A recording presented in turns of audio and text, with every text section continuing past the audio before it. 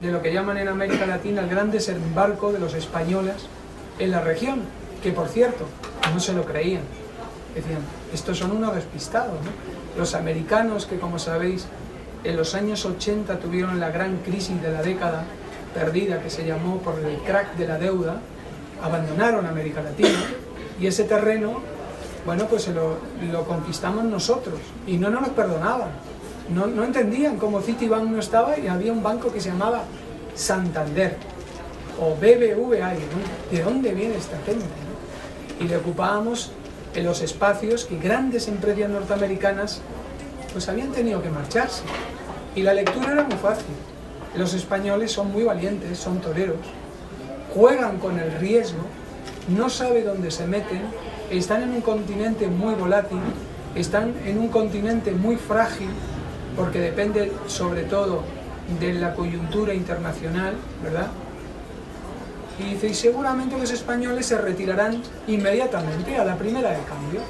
Bueno, pues llegó la crisis argentina, el corralito famoso, y mira por dónde se fueron todos, menos los españoles.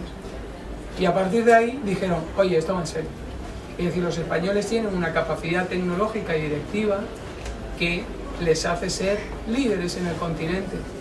Y luego jugamos con ventaja, ¿verdad? Yo siempre lo recalco a mis amigos los académicos de la lengua. Jugamos con ventaja.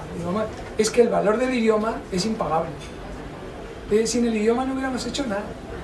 Es decir, si ustedes estudian la historia de las multinacionales norteamericanas, verán que han tardado, desde después de la Segunda Guerra Mundial, que fue cuando tuvieron el mayor desarrollo y su implantación en Europa, han tardado 50 años.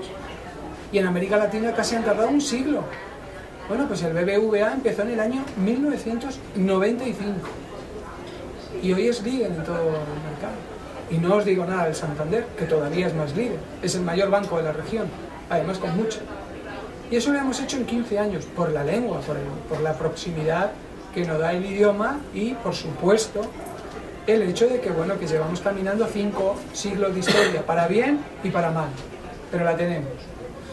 Entonces, con esas experiencias, y con esto doy por finalizado, porque todos sabemos, o casi todos ustedes saben, de las posiciones de liderazgo que tienen las empresas españolas y la cantidad de negocios que hay, que no son grandes, son medianos, pequeños.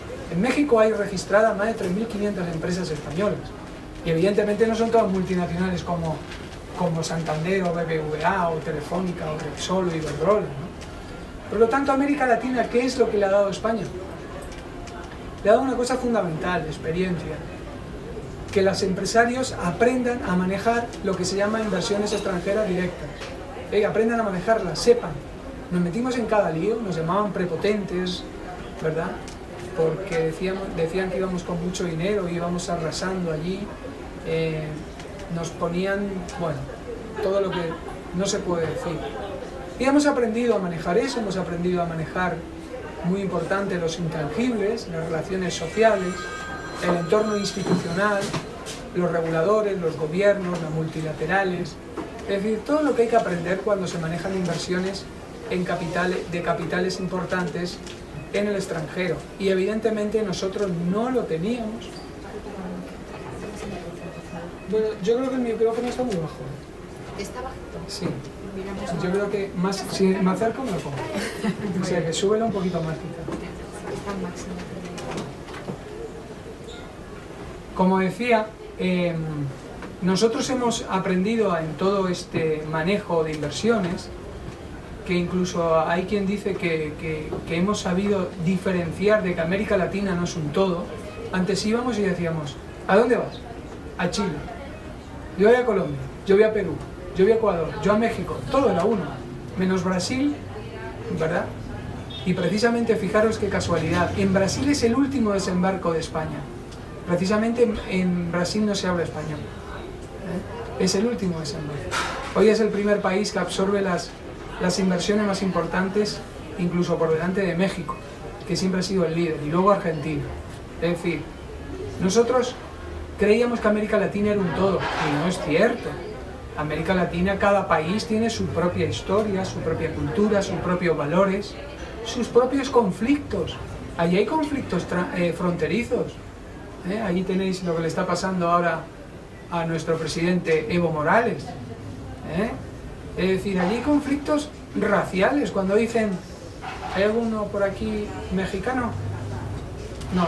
Bueno, y si lo hay y se lo ha callado, peor para él, porque lo voy a decir.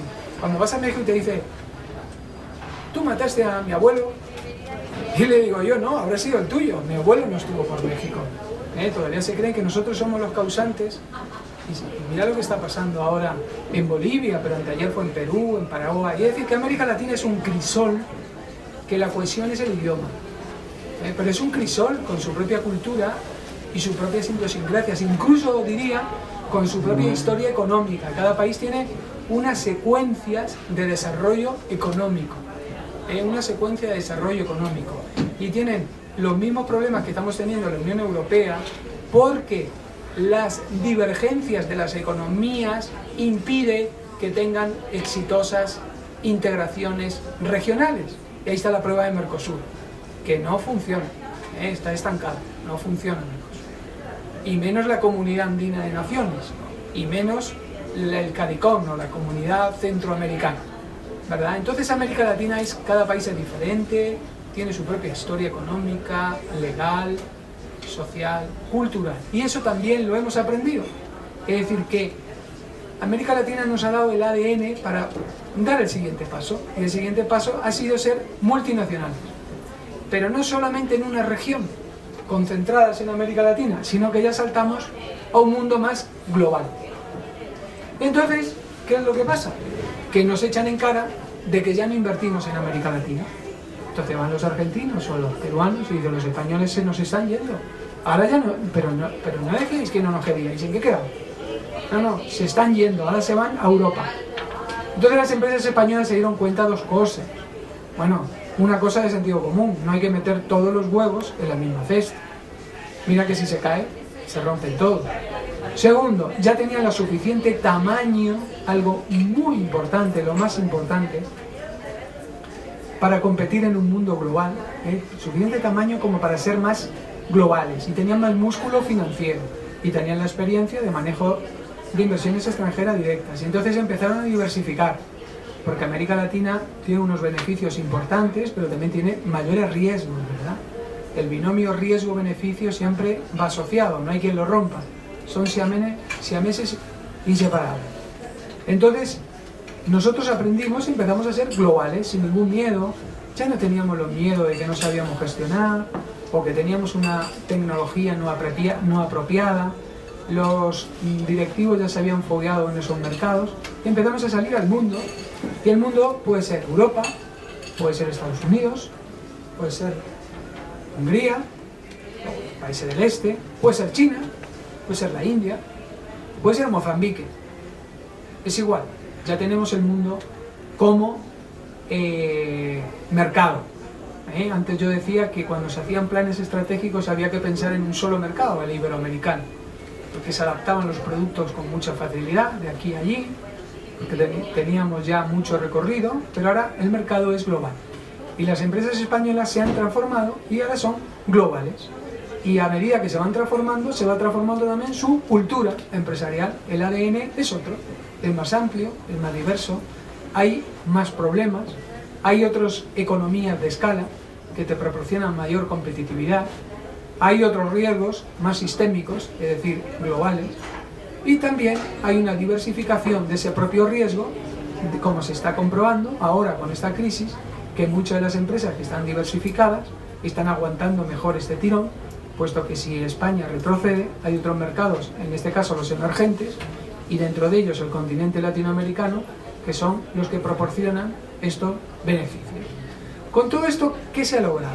Bueno, se ha logrado que España cuente más en el contexto internacional. Antes no contábamos nada, pero nada, ni en el Fondo Monetario, ni en el Banco Mundial, no contábamos nada. Empezamos a contar cuando empezamos a ser inversores, cuando la UNCTAD saca su report, su informe de quién invierte en el mundo, quién es el que mueve el dinero, y aparecían los españoles. En América Latina somos el primer inversor europeo, somos el segundo mundial, 2 años superamos a Estados Unidos, que por supuesto es el líder histórico en la región. Entonces empezamos a llegar a llamar la atención a la comunidad financiera internacional. ¿Qué están haciendo los españoles? Y parecería ser que el milagro económico español era el top. Era el top. Ser español era mucho. Era ser muy imaginativo, era ser también prudente, era ser arriesgado y era ser dinámico. Y con esto pues nos posicionamos como 9ª potencia mundial, ¿verdad? Algo impensable, ¿no? Y hasta nuestro presidente sacaba pecho y decíamos que íbamos a ser la 7ª, ¿no? Que íbamos a pasar a Francia, a Italia.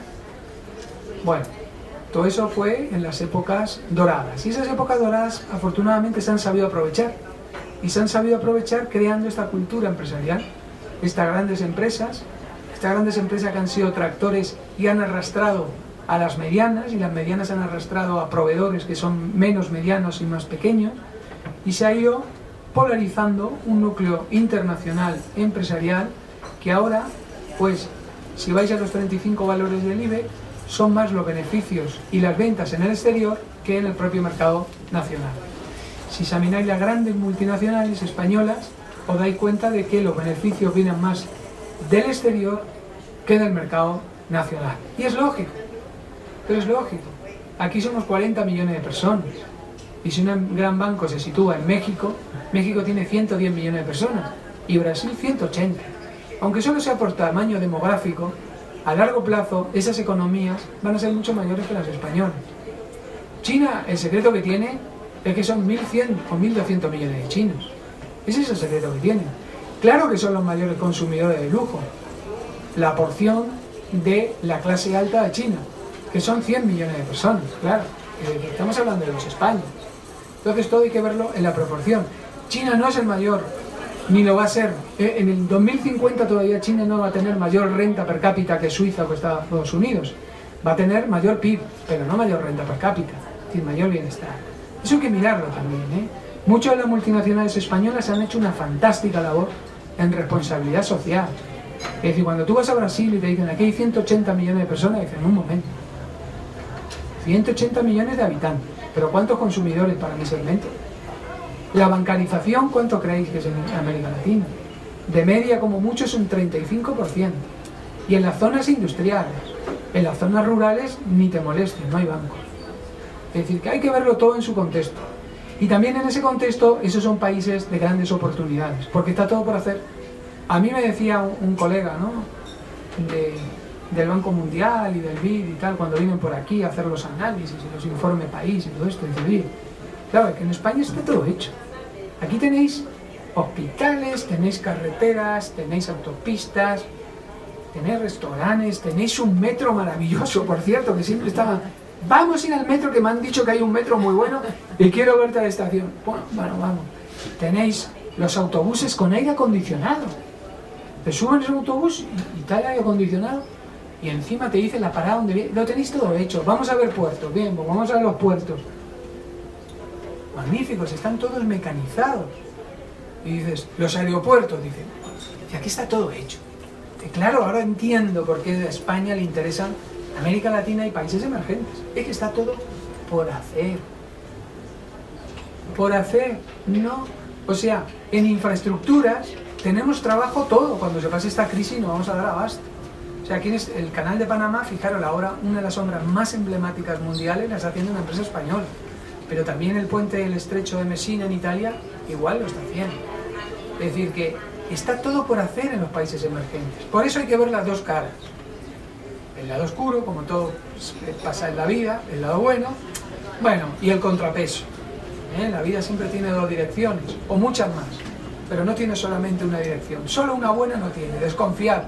Cuando se os presente un negocio que es todo bueno, pensadlo dos veces, pensadlo dos veces. Sabéis que en teoría económica iba Higgs, y que ya era un venerable anciano, iba por Londres, iba con su nieta, y entonces vio un billete de, quien lo cuenta en dólares, dice $10, $1 o una libra. Y entonces lo vio. Y entonces él observó que nadie se acachaba a recogerlo, ¿no? Pero su nieta sí. Dijo, abuelo, una libra. Dice, no. Dice, no te molestes, es falso. Nadie se agacha. Entonces, cuando veáis un negocio ¿Que es todo bueno? Cuidado. Cuidado, cuidado. Y cuando vayáis a un país y sean todos bondades, cuidado. Tomemos un país como ejemplo, Brasil. ¿Quién ha oído hablar mal de Brasil en los últimos años? ¿Quién ha oído hablar mal de Brasil? Nadie. ¿Sí o no? Brasil es futuro. No, Brasil ya es presente. Siempre decían en Brasil, Brasil es futuro. Los brasileños dijeron, no, presidente, no queremos futuro, queremos presente. Claro, porque había más de 40 millones de pobres. Dice, no. Entonces, Brasil es un país increíble, que crece, crece y crece. Si vais a San Pablo, solamente crece. Comprad, si tenéis dinero, comprad en Brasil lo que sea. Está pasando como con España. Hasta que no... Fijaros que vienen los mundiales. Y aquí un paréntesis, sabéis que los mundiales hay peligros de que además no se celebren en Río, cosa que me entristecería mucho, por problema de seguridad. Cierro el paréntesis. Vais a San Pablo, vais al nordeste, todo el desarrollo turístico, es increíble Brasil. Pero cuidado con Brasil, cuidado con Brasil. Tiene sus riesgos, tiene una inflación alta, la financiación no es buena. Y en Brasil, los negocios, ¿sabéis quién los hace? Los brasileños. Yo tengo amigos españoles, se van a Brasil a hacer negocios, llevan años dando vueltas, no hacen nada. No hacen nada. Pero lógicamente, en Brasil los negocios los hacen lo primero los brasileños. Y por ley, si tú quieres hacer un negocio o licitar, tienes que tener un socio local. Tienes que tener un socio local.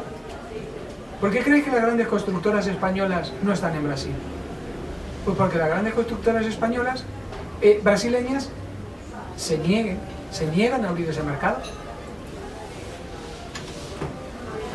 Entonces, nosotros hemos sido, y hoy lo he comentado en la entrevista, los españoles, un poco ingenuos. Nos creímos que había que liberalizar y que los monopolios los teníamos que privatizar. Y lo hicimos. Fuimos los más adelantados. Claro, viene una empresa pública como Eni, la eléctrica, Eni, la italiana, ¿la conocéis? Y compra una empresa privada, Endesa. Claro, va el BBVA ahí y quiere comprar un banco y le dicen, no, no le dejamos. ¿Por qué? No, el sistema financiero es de los italianos. Aquí no entran los bancos extranjeros. Igual Santander, y también se ha tenido que volver. Por ejemplo. Claro, ahora hay un conflicto, como decía. Repsol. Bueno, pues si Repsol tiene dinero y tecnología, ¿por qué no puede comprar una petrolera en México? Señor, porque no lo permite la Constitución.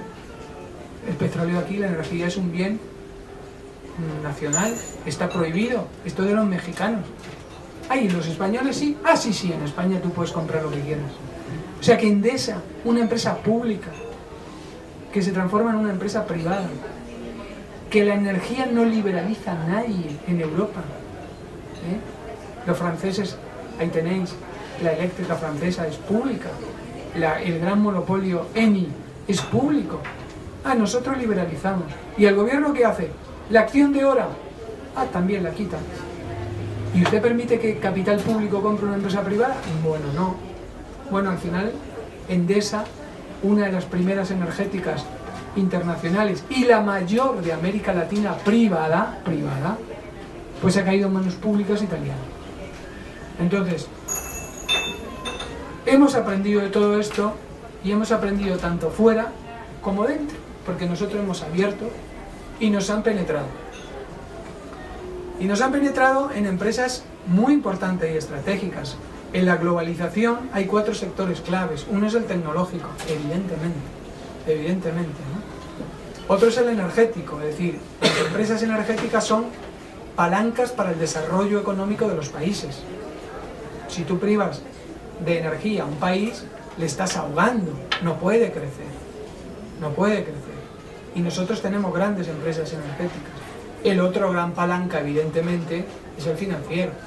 Si tú no tienes la debida financiación, la economía se colapsa. Entonces nosotros tenemos muy buenas empresas de teleco, muy buenas empresas energéticas y muy buenos bancos, evidentemente, ¿no? Y muy buenos bancos. Y aquí hemos sufrido más que fuera. Sí, ya esto... Bueno, pues todo esto que yo estoy hablando, todas esas inquietudes, más el modelo de transformación, lo que se llama el nuevo modelo productivo de la economía española, en lo que modestamente yo he hecho en este libro, que ha mencionado a María Luisa, las multinacionales españolas en un mundo global y multipolar. Multipolar es porque vienen los emergentes, ya no hay un solo polo, ya hay muchos polos de desarrollo. Entonces, como tampoco quiero ser descortés y quitar más tiempo al siguiente conferenciante, esto, bueno, pues luego charlamos, y la demás respuesta, como decía, que me quedaba mucho en el aire, esto la tenéis en el libro. Muchas gracias. Muchas gracias, Ramón, muy interesante lo que nos cuentas, y bueno, yo espero que ahora tengamos un ratito para que podáis preguntar a nuestros tres ponentes. Pasamos al otro lado a otro continente, al otro lado del mundo. Nos vamos a China con José Manuel Fernández Vela, que es socio director de Tradalia Consulting. José Manuel tiene, bueno, es licenciado en Administración y Dirección de Empresas en la Universidad de Córdoba, pero tiene una amplísima experiencia en distintos ámbitos. Empezó haciendo auditoría interna y financiera en KPMG Auditoras, sobre todo orientado a ayudas públicas, a la exportación, también en Latinoamérica, Argentina, México, Brasil. Luego pasó a varios grupos privados, entre ellos Urende, hace también auditorías internas en todos los sectores de la sociedad. Ha trabajado también en inversiones cofinanciadas con fondos estructurales de la Unión Europea. Ha sido responsable de centros logísticos y superficies comerciales de hasta 60.000 metros cuadrados. Ha estado en el grupo Amacos, de funciones gerenciales, de calidad, medio ambiente, logística, importación, compras, administración. Y desde hace 4 años, desde 2007, 4 años, ya casi 5, es socio director de Tradalia Consulting. Yo creo además muy interesante lo que nos va a contar José Manuel, porque yo creo que rompe los esquemas absolutos del concepto que tenemos de relación con China. José Manuel, por favor. Muy bien, muchas gracias, María Luisa. Muchas gracias también a la Fundación Adolfo Domínguez y a todos ustedes por estar aquí esta tarde con nosotros. A ver, China. ¿Qué puedo comentar yo de China? Porque China es para tirarse hablando meses. Yo voy a tratar básicamente de dar una serie de pinceladas, una serie de puntos básicos para que nos orienten un poco sobre aquello que nos puede romper o diferenciar de el prototipo o la típica imagen que podemos tener de China. China es todo lo que uno se imagina y más. Yo para situarles, lo primero que les diría es que geográficamente China es bastante más grande que Europa. Con eso ya, y en población, pues bueno, lo hemos estado diciendo, son, según lo último que yo sé, está cerca de 1.300 millones de habitantes, ni ellos lo saben, porque bueno, luego está también la cuestión del censo, pero eso es un tema aparte. En un sitio que tiene 1.300 millones de habitantes, que es más grande que Europa, tratarlo como una unidad es difícil, ver una serie de puntos comunes que unifican China en ciertos sentidos, que por lo menos voy a tratar al menos de conocer, ¿no? Voy a comentarles también primero qué es Tradalia, qué es lo que yo hago y en qué sentido puedo participar de todo el tema de China. Tradalia es una empresa de consultoría de importación de China. ¿Qué quiere decir eso de consultoría de importación? Que puede sonar más o menos bonito o no. Pues muy sencillo, trabajamos como un departamento externo de importación, externalizamos la función de importación para empresas interesadas en China, en importar productos de China. Hasta ahora y básicamente importar, pero estamos empezando a trabajar otro tipo de operaciones, no solamente de exportación, operaciones triangulares y diversificando un poquito el negocio, ¿no? Pero básicamente el núcleo hasta ahora ha sido el tema de la importación. ¿Qué es lo que hacemos? Pues a partir de, bueno, la definición de producto que el cliente nos puede facilitar, el grueso de nuestro equipo está evidentemente en China, localizamos los proveedores adecuados. Con los de proveedores adecuados es una idea en China que hay que tener muy presente. Uno cuando va allí, digamos, a todo Asia o todo el sudeste asiático, damos por descontado el tema del precio, o sea, eso se da por descontado, pero el proveedor adecuado no es simplemente, evidentemente, el que tiene el precio más barato, sino el precio, el ratio calidad-precio. Pero si vamos un poco más allá del ratio calidad-precio, también cuál es el proveedor idóneo en cuanto a la dimensión del proveedor.